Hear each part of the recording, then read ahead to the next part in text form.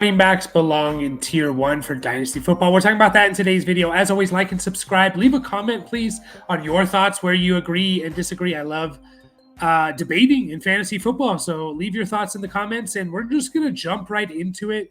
A dynasty running back tier list is what we have for you today. Let me move myself to the top right corner to give you guys the best view. And we have 6 tiers here, tier 1 to tier 6. We have 40 running backs. There's probably potentially a couple more running backs that could sneak into tier 6, but I wanted to kind of end with a round whole number, and 40 just felt right. So it wasn't quite enough to get to 50.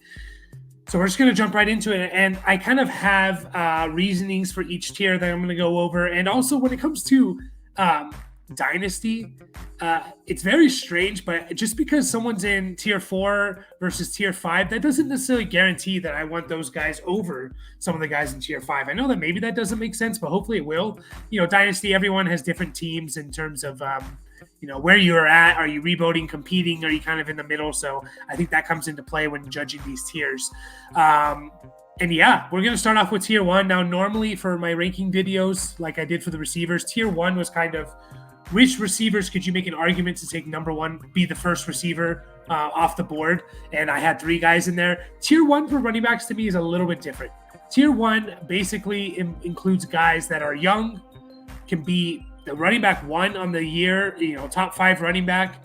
And I believe they have multiple years ahead of them. They are the building blocks. These are the guys that I am fine building around in dynasty football. There's not many running backs. People make the mistake too often of building around running backs. There's only, to me, 4 or 5 guys that I want to build around in dynasty when it comes to running backs.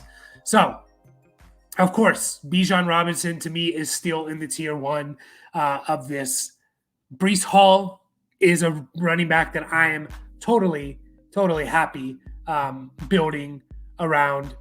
Jahmyr Gibbs is another one here that I believe belongs in tier 1. And there's one more kind of young running back that I would be fine building around.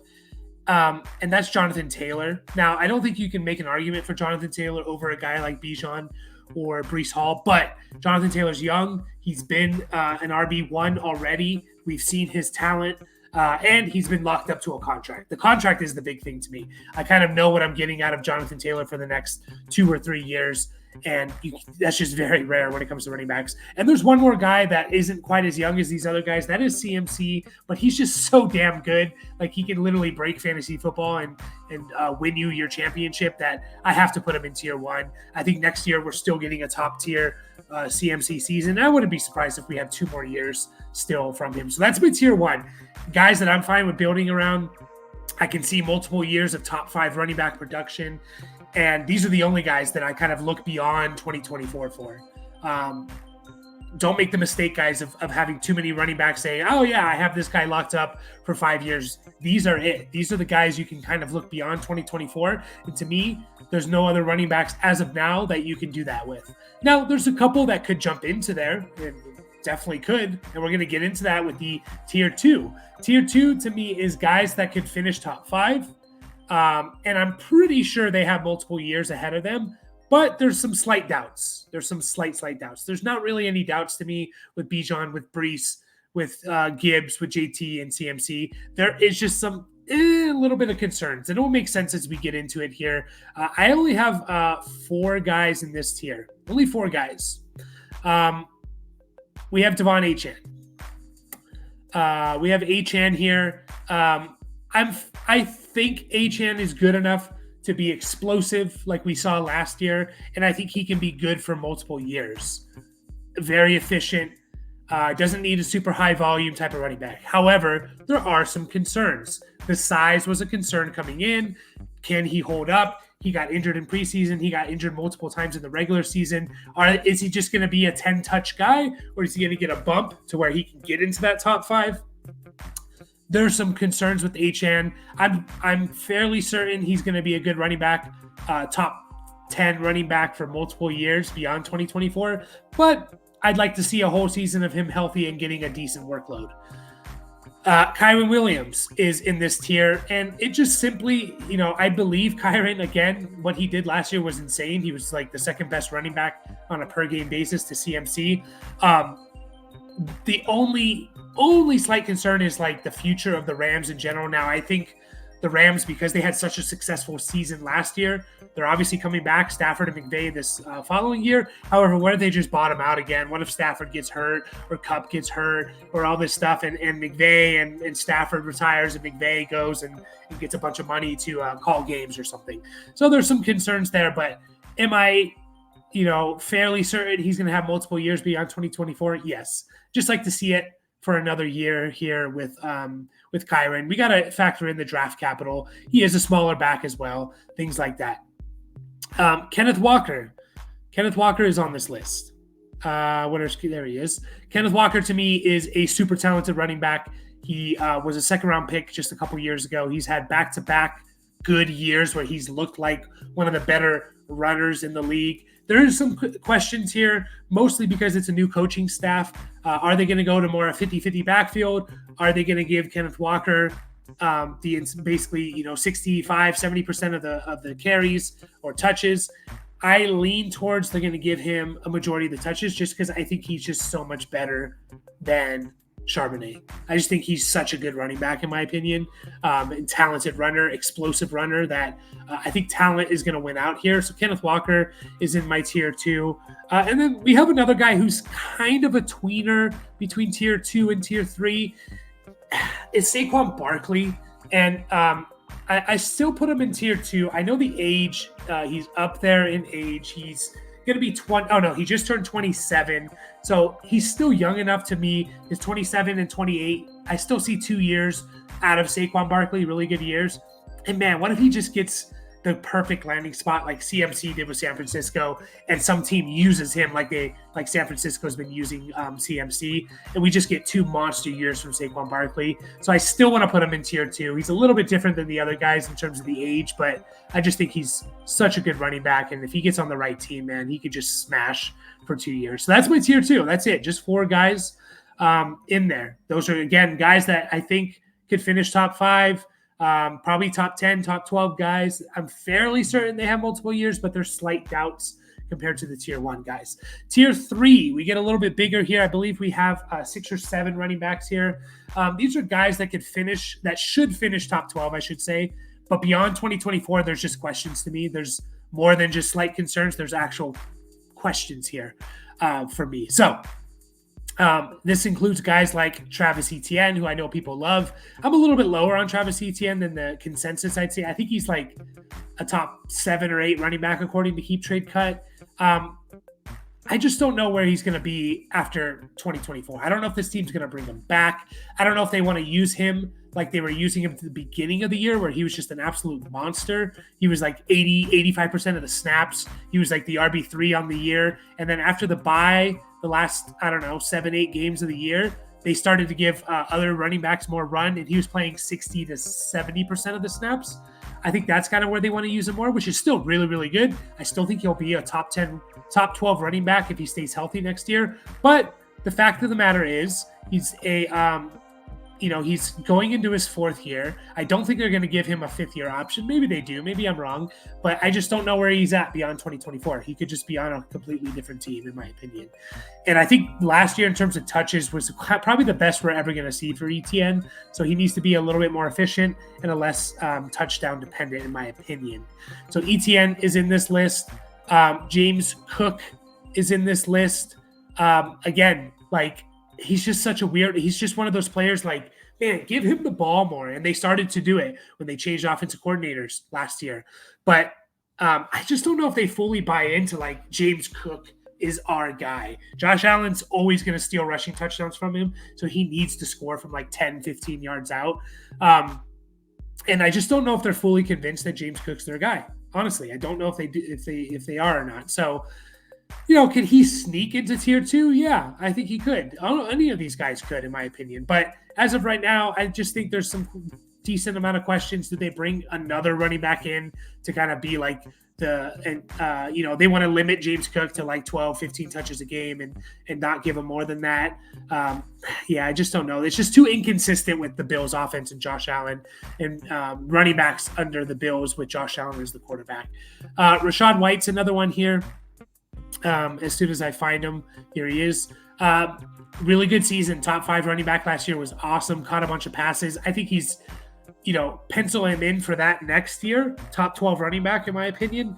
My biggest concern is, where's this team going? Are they going to sign Baker Mayfield? Are they bringing back Mike Evans? Is Todd Bowles going to be the coach there? Or are they going to have just a completely big coaching change, which it feels like a candidate, feels like a team that could be a disappointment in terms of where they were last year, making it to the divisional round, winning a playoff game. So it just could be a whole new regime and coaching staff, and they just don't see Rachaad White. We see it all the time. New coaching staff comes in and they just don't see the running backs in the same light as that other coaching staff did. So that's my concern with Rachaad White. Again, could easily move into tier 2 if the Bucs do well and they commit to him for a couple more years. I'll come back to that one. DeAndre Swift is not in this list. Sorry. Josh Jacobs is another one. This is a guy that could easily move into tier 2 if they give him a contract, or some team does give him a contract, whether it be the Raiders or another team. He could easily be tier 2. I know he had a disappointing year last year. Definitely was. Started off with the holdout and stuff like that. So we knew the first few weeks were going to be bad, but he just never really got going, in my opinion.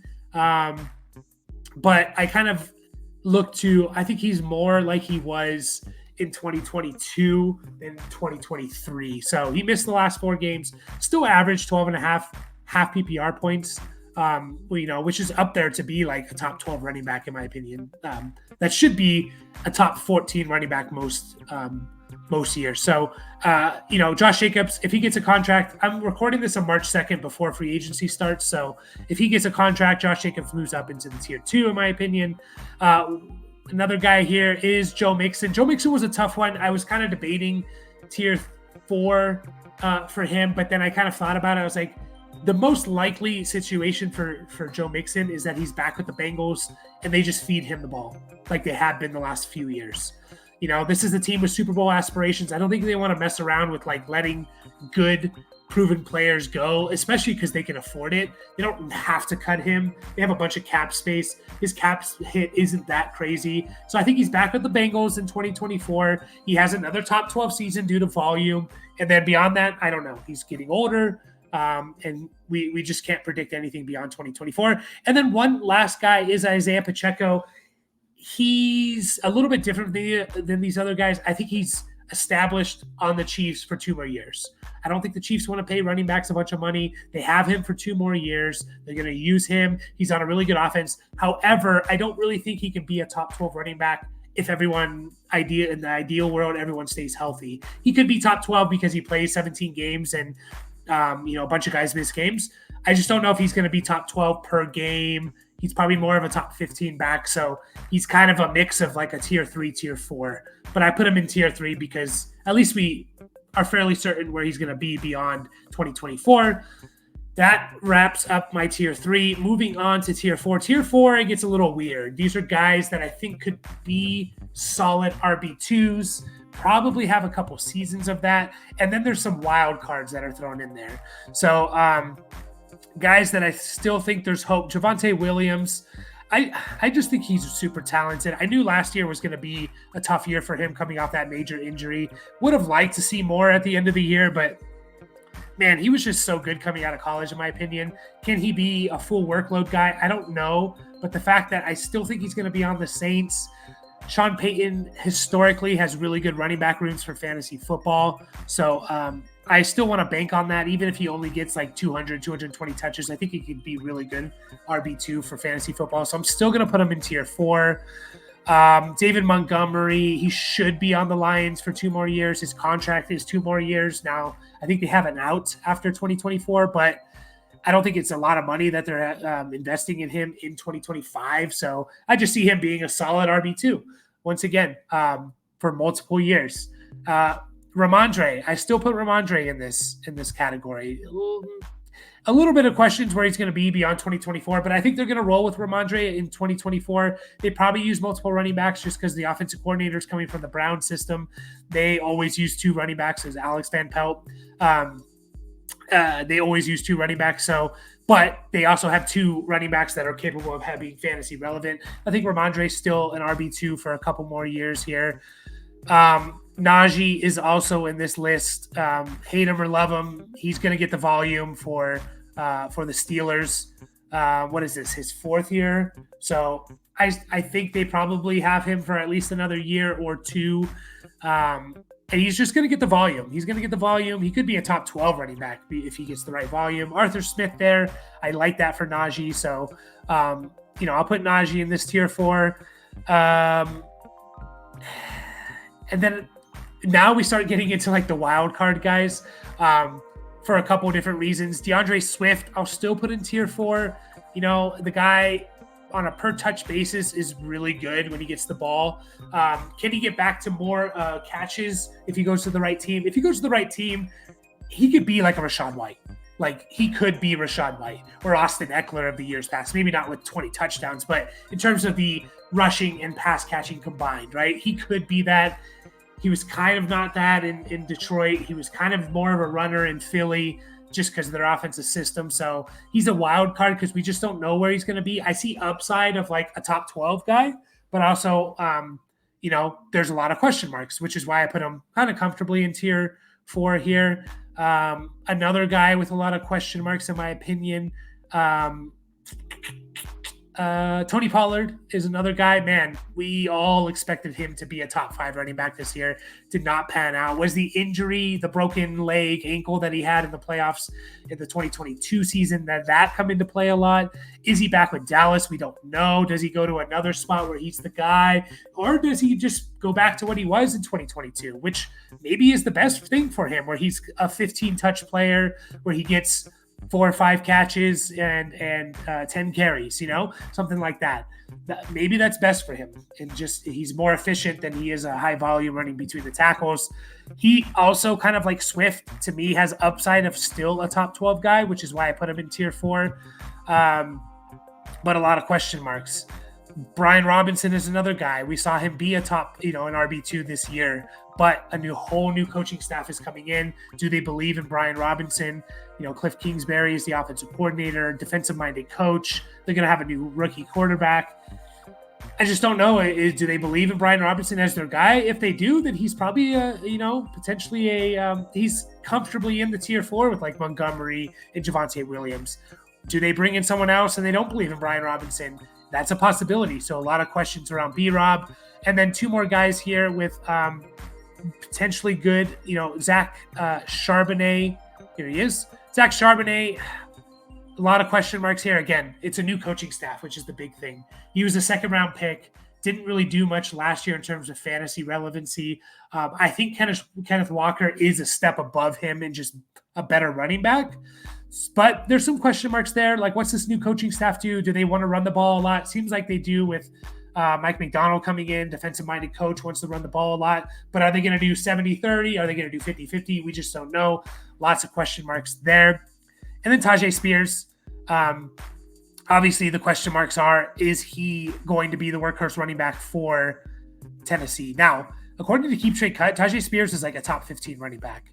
I would sell him for that price if I could, just based on the fact that a lot can happen. They could bring in a running back. It's a new coaching staff as well, which always, I keep saying that, and it worries me about new coaching staffs coming in. What do they think of the players that the previous coaching staff drafted? Look at Dameon Pierce, from 2022 to 2023, no new coaching staff.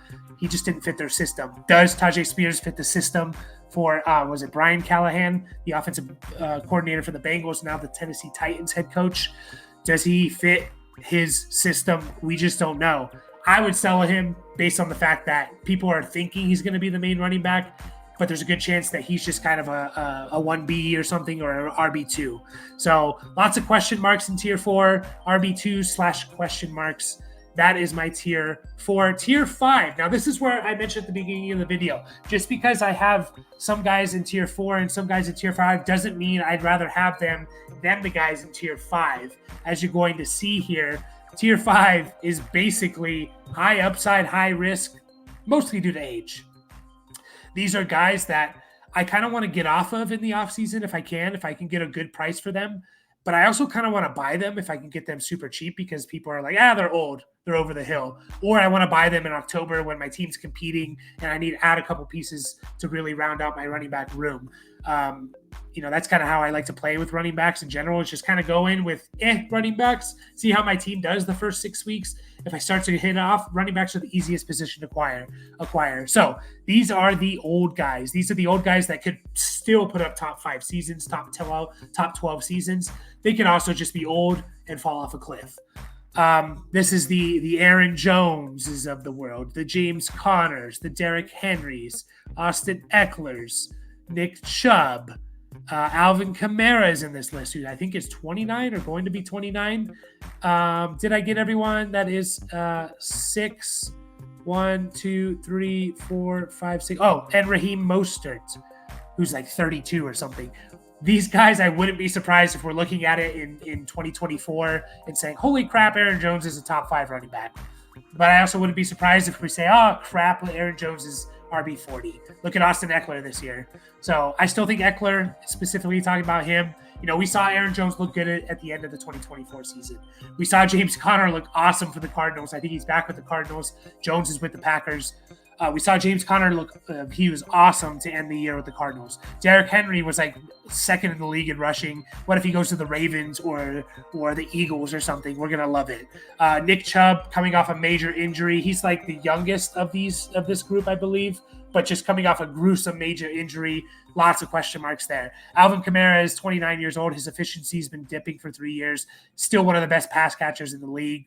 Raheem Mostert, we just saw put up an RB3, RB2 season at the age of 32. If he's healthy for the entire year, I think he has another top 12, 15 season in him with that Dolphins offense. Austin Eckler. I wouldn't be surprised if Austin Eckler goes and he's like the Jerick McKinnon that the Chiefs used in 2022. Like, he's a guy who catches 70 balls, runs the ball 100 times, and he has a top 15 PPR season because he catches so many balls. And Naheem Hines, he's still a pass catcher. I think his high ankle sprain really derailed him. If you just look at Austin Eckler's box score numbers over from last year, if we just look at it real quick as I pull it up, he started off, 16 carries, 117 yards, 4 catches, 47 yards, and a touchdown. Got hurt with a high ankle sprain, and he just wasn't right after that. So he still caught 50 passes despite missing 3 games. So, 50 passes in 14 games. He's probably over 60. I still think he could be really good for PPR leagues. That's my tier 5. Now, there's a lot of guys in tier 5 I would take over guys in tier 4, like any of these guys over Charbonnet or Spears or Brian Robinson, because these guys can still be, if I'm contending, they can still be legitimate help for contenders. But there's a lot of question marks. I don't really want to buy them at where we sit on March 2nd. So tier 6 wraps up the video here. These are basically guys these are not quite handcuffs, just true handcuffs. There's some more hype around them as handcuffs, in terms of maybe they have a 30, 40%, 50% chance to be the starting running back. Or maybe they're going to be used and be flex worthy or something with they're RB2s, but they're still going to be flex worthy, right? Chuba Hubbard, rumors of him being the guy for the Panthers this year. We'll see. A lot can change again. This is March 2nd. Panthers bring in a free agent or they draft someone in the 2nd round or 3rd round. Chuba Hubbard probably falls off this tier list. And is not in the top 40. But where we sit March 2nd, it sounds like they want to move forward potentially with Hubbard, who can catch the ball. He can run pretty well. Who has averaged over 4 yards a carry in his 2-year career, I believe. So Jaylen Warren, we saw kind of be flex-worthy last year. We were able to flex him in heavy bye weeks or something. But I think he's kind of clear-cut RB2. I don't think he's going to take over for Najee Harris. Jerome Ford, we saw be a top 24 running back last year. However, Nick Chubb coming back potentially, or maybe they bring someone else in. at the very worst, I think he can still be the RB2 like Kareem Hunt was with Nick Chubb there and still be flex worthy. Keaton Mitchell, obviously coming off a major injury, but if he can recover in time, he was kind of Achane like last year, right? Like super explosive, didn't do it over as much as Achane, but we saw the flashes and his explosiveness. So, what if Baltimore, he's back and healthy and they say, you know what? You're our RB1, which means we're going to give you 12 to 15 touches a game. I love that for Keaton Mitchell. You have Kendre Miller here, who there's a chance that the Saints move on from Alvin Kamara, or they move Kamara as more of a pass catcher, and they give Kendre Miller the in between the tackle runs, and he's a young guy who was drafted in the 3rd, 4th round, has some talent, so he's slightly above a handcuff in my opinion. We have 2 guys here. We have Roshan Johnson and Khalil Herbert.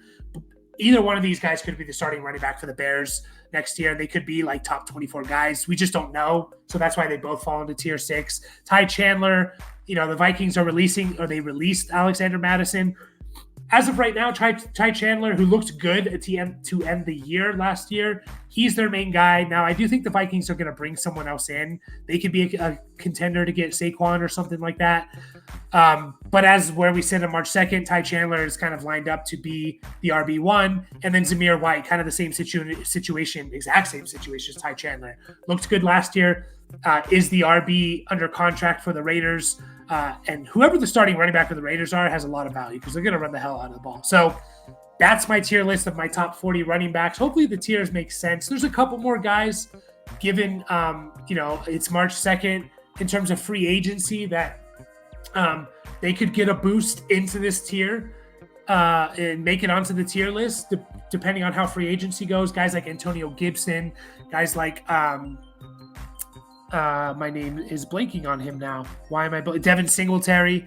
Other guys like Chase Brown. What if Mixon does get released and Chase Brown's the guy? He could get on this list. But as of where we stand right now, I just can't justify putting him on this list. So that's it for my running back dynasty tier list here. 40 running backs, 6 tiers. Hopefully it makes sense. Let me know in the comments what you think. Do you agree? Do you disagree?